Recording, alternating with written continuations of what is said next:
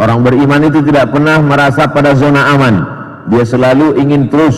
Setelah masjidnya siap, ada yang lebih berat lagi dari membangun masjid. Masjid ini luar biasa cantik, tapi cukup dibangun dalam 10 bulan selesai. Itu menunjukkan kemapanan ekonomi. Berbeda dengan masjid-masjid swadaya masyarakat yang dibangun di pinggir jalan, kesulitan yang luar biasa. Ini nikmat Allah. Wa amma bi ni'mati rabbika fahaddits. Adapun nikmat Allah, maka ceritakanlah. Ini dalam rangka menceritakan nikmat Allah kepada saudara-saudara kita, makin semangat dia untuk membangun masjid. GM-GM yang lain, BUMN, perusahaan, swasta, pegawai-pegawai, maka mendengar cerita ini, di-share, ditonton secara streaming, disaksikan, ditonton di YouTube, maka ini memberikan semangat luar biasa. Ini bagian dari dakwah. Mungkin selama ini saya hanya berceramah, marilah membangun masjid, tapi sekarang melihat nyata masjid.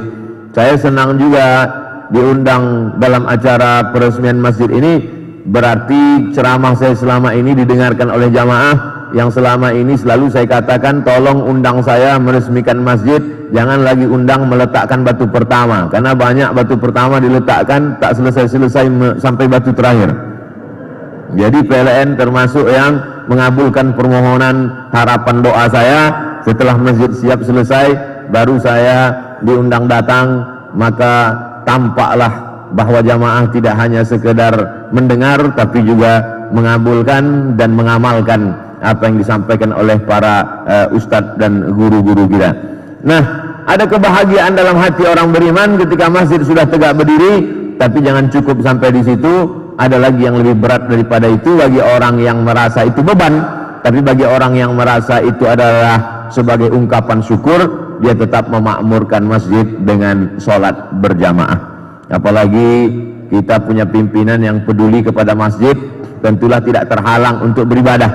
Bagi bapak ibu yang bekerja di suatu institusi, instansi, kantor yang pimpinannya peduli kepada ibadah, itu merasa tidak biasa-biasa saja, bukan nikmat. Tapi bagi orang yang bekerja, tidak terhitung berapa SMS, WhatsApp yang masuk ke dalam handphone saya, atau melalui jamaah, atau melalui tim yang bertanya, pertanyaannya tak masuk akal, tidak logis. Di antara yang saya ingat, Ustadz, apa hukumnya sholat di dalam WC? Saya sangka dia mau ngetes saya, karena WC itu kan tempat najis, sedangkan masuk tempat WC aja pakai kaki kiri. Doanya saja, Allahumma inni a'udzubika minal khubusi wal khaba'is. Doa masuk WC, Allahumma inni a'udzubika minal khubusi wal khaba'is, bukan doa masuk kantor DPR. Ada kemarin yang menyebarkan WA, itu saya bilang itu mesti diluruskan. Itu doa masuk WC. Aku mohon perlindungan Allah dari jin, dari setan jantan, setan betina. Ada orang yang minta pertanyaan ke saya, tolong tanyakan ke Ustadz Somad, apa hukumnya sholat dalam WC? Saya katakan, ini mau ngetes apa serius? Tapi kalau mau serius saya jawab, bahwa sholat di dalam WC tidak sah, karena di situ ada najis. Walaupun sekarang WC itu ada satu lubang najisnya, ada lantainya yang bersih, tapi tentu ada kecipratannya. Maka dalam Islam diajarkan da'ma yaribuka ila ma la yaribuka, tinggalkan sesuatu yang meragukanmu kepada sesuatu yang tidak meragukanmu. Lalu kemudian apa sebabnya dia sholat dalam WC? Lalu dibalaslah panjang, dia sholat dalam WC ini Pak Ustadz, karena di tempat kerjanya tidak disediakan waktu untuk sholat. Jadi masuk jam 8 pagi, keluar jam 5 sore, sholat zuhur dengan sholat asar tidak boleh sama sekali. Supervisor saya tidak membolehkan saya sholat.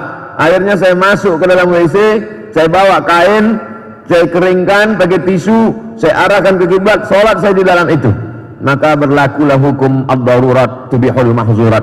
Selama tidak ada najis, bisa dipisahkan, ini lubang WC-nya, ini tempat kosong, sholatlah di situ, bersempit-sempitlah di situ, karena daripada tidak sholat sama sekali. Ad-darurat tubihul mahzurat. Dalam keadaan emergensi, dalam keadaan darurat, membolehkan sesuatu yang sebelumnya terlarang.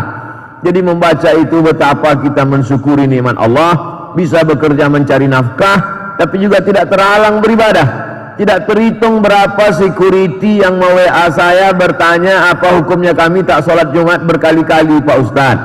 Sedihnya kami, Jadi ternyata di balik seragam yang gagah perkasa itu ada hati yang remuk redam karena tak dapat beribadah. Ada lagi beberapa pertanyaan ibu-ibu yang bekerja di luar negeri. Apa hukumnya kami sholat habis mencuci daging babi? Karena rupanya dia bekerja di rumah itu, dia mencuci daging babi, habis itu dia mau sholat. Apa hukumnya? Saya katakan tak ada kerja lain, tak ada. Inilah satu-satunya kerja. Ini kerja bukan untuk cari kaya, hanya untuk cari makan. Lalu saya katakan sebelum berangkat kerja, ambil air tanah, masukkan ke dalam botol, masukkan ke dalam tas, bawalah ke tempat kerjamu. Nanti setelah kau mencuci daging babi itu, lalu siramkanlah ke tangan air tanah itu 1 kali siram, lalu kemudian siram pakai air suci, air mutlak 6 kali, karena disyaratkan dalam Islam mencuci 7 kali, salah satunya dengan air tanah. Setelah itu berwuduklah engkau, setelah berwuduk barulah sholat.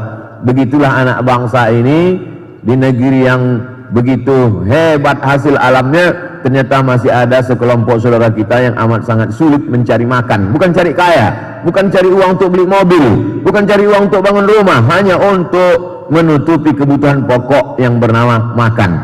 Jadi kalau kita bandingkan dengan itu, datanglah syukur kita kepada Allah.